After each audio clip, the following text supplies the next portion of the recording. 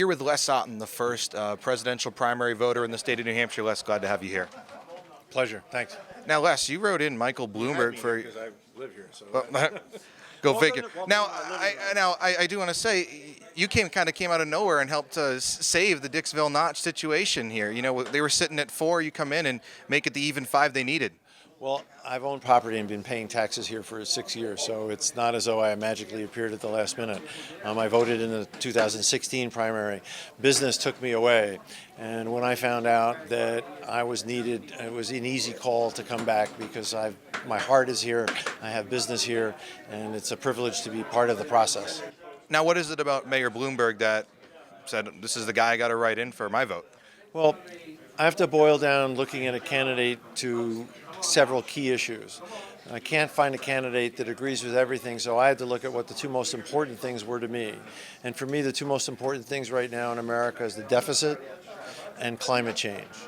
And we have a responsibility to the people that are 50 years younger than I am of what we're going to leave them for a planet and a country. And I can't see leaving my grandchildren $30 trillion, $40 trillion, $50 trillion worth of debt and an environment that's uninhabitable. So, in a way, I'm looking back to my own youth in the 60s when there was a war in Vietnam, which was very unpopular and was not the right thing for our country. And I look back at the racial inequality of the time. And that generation that I was part of, we campaigned, we worked hard to get us out of Vietnam and to solve racial inequality. We forced government to change.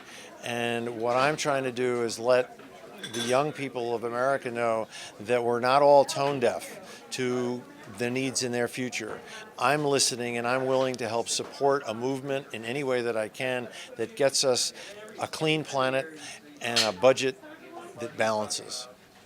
And again, what's it like to be the first voter in the state of New Hampshire in 2020?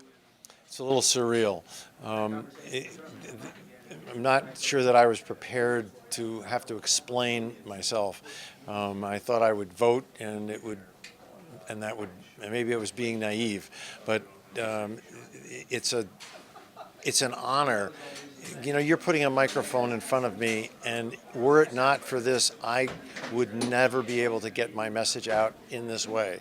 So, thank you, and hopefully I'm not the only guy on the block that feels this way. Obviously, unbeknownst to me, there were 3 of us that were thinking the same thing, 2 Democrats and 1 Republican. So that was a pretty interesting turn of events.